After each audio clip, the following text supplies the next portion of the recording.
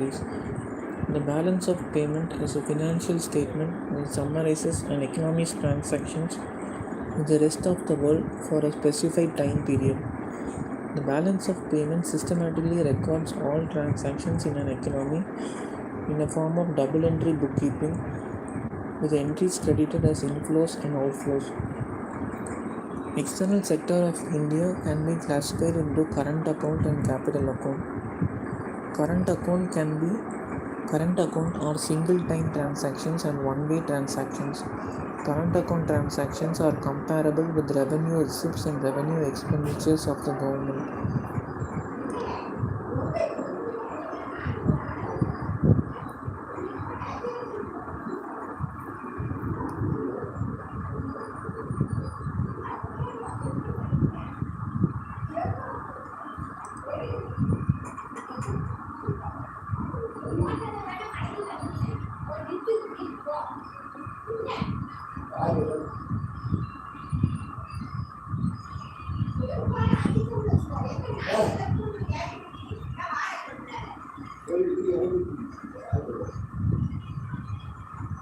Current account transactions are single time and one-way transactions.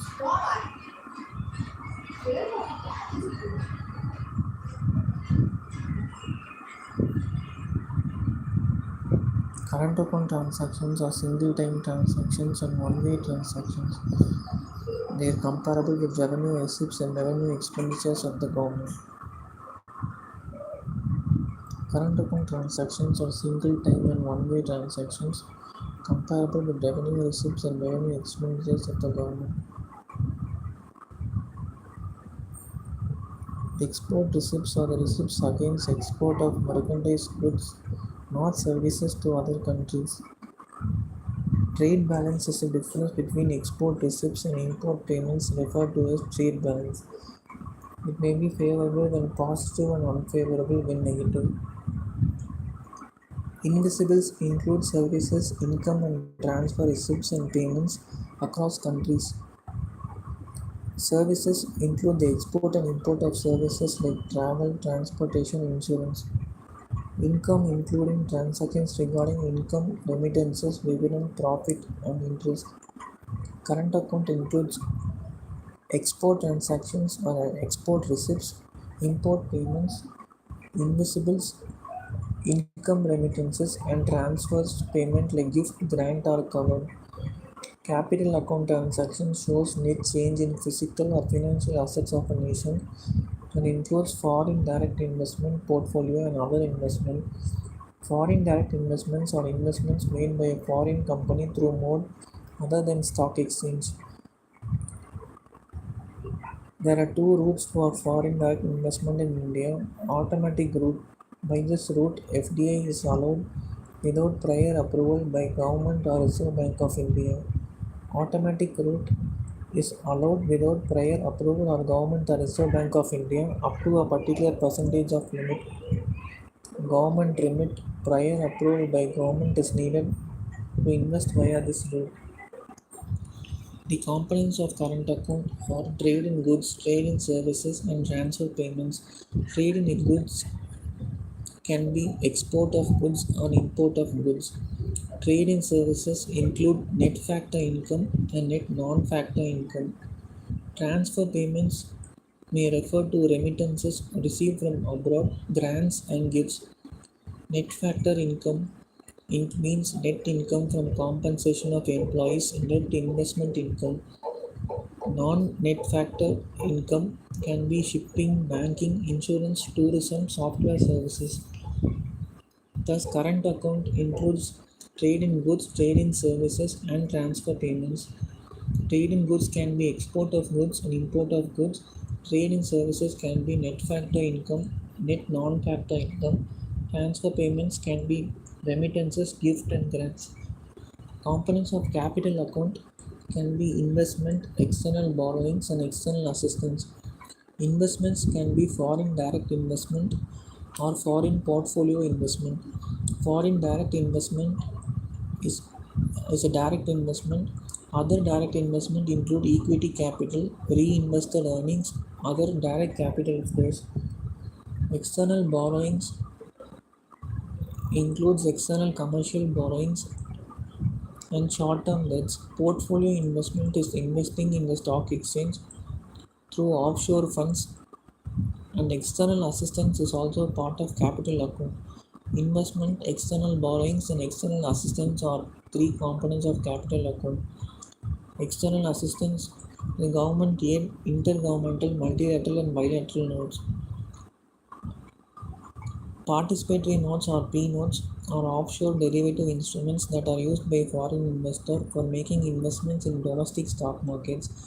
P notes are not circulated within India and are issued outside the domestic country, outside India, for investing in shares listed on the Indian Stock Exchange.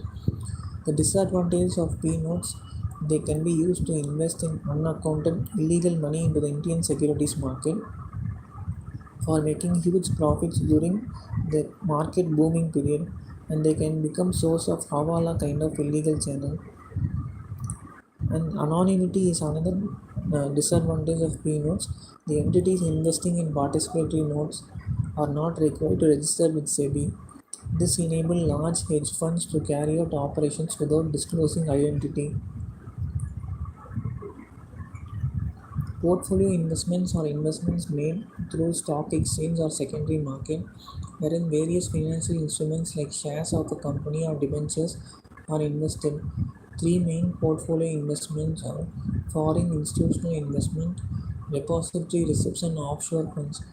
Foreign portfolio investors include foreign institutional investors, qualified foreign investors, and sub-accounts. Foreign direct investment is more stable and brings in favors economic growth. FDI provides opportunities for domestic sectors which require cash and investment and bridge the gap between capital required and capital raised. FDI bridges distribution efficiencies. FDI enhances capacity building and introduces modern technology and arrests wastage. Entry of many multinational corporations promotes competition between domestic countries, resulting in improved quality, better service delivery to consumers, competitive prices, and infrastructural development. FDI helped promote storage facilities and logistics. Entry of foreign companies creates employment opportunities. Structural changes brought by foreign retailers may conflict with the main supplier, creating unemployment on the front end. While foreign portfolio investors are very volatile and may cause economic disruption if withdrawn, foreign portfolio investment is called as hot money as they do not have direct control. FPIs or foreign portfolio investors or FIIs look for quicker return on investment and are highly liquid. External commercial borrowings, loans in the form of buyer's credit, bank loans, securitized investments, and supplier's credit are availed by an Indian entity from a non-resident or a foreign lender. External commercial borrowings include commercial borrowings from multinational financial institutions like International Financial Corporation, Asian Development Bank. Other items of capital accounts, loans in the form of external assistance, external commercial borrowings, and trade. External sector may important term in external sector is current account deficit, where current account deficit is measured when a country's imports exceeds the value of valued imports. This includes both goods and services. Current account deficit can be termed as trade deficit. The present Gulf oil crisis will eventually widen the current account deficit as we are paying a huge import bill for importing oil from different countries. The impact of current account deficit on Indian economy. Generally, current account deficit is financed through borrowing. This is not sustainable in the long run. And current account deficit is financed by attracting foreign capital flows or foreign portfolio investment. This puts the domestic economy at certain risk because there is no withdrawal cap on foreign portfolio investment and there can be sudden withdrawal of investment. High current account deficit creates low confidence among foreign investors. High current account deficit reflects low savings rate rather than investment. This may be due to reckless public policy or increased consumption patterns in the economy. Convertibility.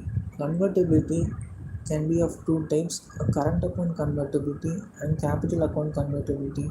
In India, we have current account convertibility, full current account convertibility, while capital account convertibility is only partial. So, what is convertibility? The currency convertibility means the ease at which we can convert our own country into a foreign currency, usually the dollar or gold. Convertibility is extremely important in international business and commerce. If a currency is not convertible, it poses a risk and barrier in trade with foreigners. The current account convertibility allows free inflows and outflows for all purposes other than for capital purposes. So, what is capital purposes? Making investment and offering loans. So, current account convertibility allows free inflows and outflows for purposes of trade, for export of goods and services, and paying the import bill for goods and services, education, availing education abroad, availing medical treatment abroad, and giving gift to our own residents abroad, receiving remittances. Current account is fully convertible in India as per IMF conditions. Capital account convertibility is the freedom to convert local financial assets into foreign financial assets and vice versa at market determined rates of exchange. India still has partial convertibility in the capital account because of high wealth accumulation by a certain segment of population, and enough reforms are yet to be made in full capital account convertibility due to concerns of sovereignty current in terms of currency. Indian corporates are allowed full convertibility under automatic route up to a particular limit in overseas ventures. Purchasing power parity is an economic theory which states that residents of one country can buy the goods and services at the same time as the inhabitants of any other nation over time. In other words, the expenditure on a similar commodity, the price of a similar commodity should be the same if we account for the currencies based on their exchange rate. The Tarapur Committee gave its recommendation on full capital account convertibility in 2006. The committee viewed that fuller convertibility was required to get foreign funds for huge investment needs of the economy. The Tarapur Committee sought a ban on participatory notes and to ease the direct investment routes for foreigners. It suggested that foreign institutional investors should be bought at par with NRA or non-resident Indian investors. The committee recommended restrictions on overseas borrowings in Indian firms and banks should be reduced. There should be a limit on remittances by individuals. Before making the Indian rupee fully convertible or tradable, the financial and banking standards and regulations should be in order. But India has a huge current account and fiscal deficit, and with, if without addressing the fiscal deficit, allowing full capital account convertibility will destabilize the economy and place the Indian economy under severe shock.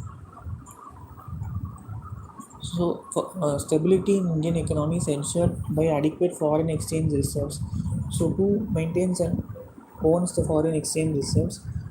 The reserves are assets held by the RBI in foreign currencies to back the liabilities on their own issued currency is the forex. Forex of India includes foreign currency assets, total gold reserves, total special drawing rights or SDRs of IMF. The exchange rate regime of a country is a system that a country's monetary authority, usually the central bank, adopts to establish the exchange rate of its own currency against other currencies. Exchange rate regime can be fixed currency regime, floating currency regime, or managed exchange rates. Fixed currency regime. A country's official exchange rate is tied to another country's currency or to the price of gold by the government or a central bank of the country. Before 1991, we had fixed currency regime, and after the crisis of 1991, balance of payment, we adopted managed floating rate. So, floating currency regime is when the currency price is influenced by the demand and supply of the domestic currency, that is the Indian rupee, with the dollar. The domestic currency is in free float or left free to float on its own in number of foreign currencies in its foreign exchange market. This is market driven exchange rate. Managed exchange rates or dirty float is a hybrid of fixed and floated exchange rate system when the central bank intervenes to stabilize the exchange rate. Foreign exchange market is a market where different currencies are bought and sold. It's an institutional market for exchanging one national currency with another. The nominal exchange effective exchange rate (NEER) of the Indian rupee is the weighted average of exchange rates before the currencies of India's major trading partners. When the weight of inflation is adjusted with the NEER, we get the real effective exchange rate of the rupee. Usually, the real effective exchange rate of the rupee is more than the nominal effective exchange rate because of high inflation in India. Since inflation is high in India, the REER of the rupee is more than the NEER. Exchange rate in India was earlier linked with the British pound sterling till 1948. With the coming up of IMF, India shifted to a fixed currency system maintaining rupee's external value in terms of dollar or gold. In 1992 to 1993, India shifted to a dual exchange rate under the floating currency regime. The external debt is a portion of country's debt that is borrowed from foreign lenders, including commercial banks, governments, or international financial institutions. The external debt is a component of total debt held by the creditors of foreign countries, that is, non-residents of the domestic debtor. External debt can be private non-guaranteed debt, public guaranteed debt, central bank deposits, and loans given by World Bank and IMF.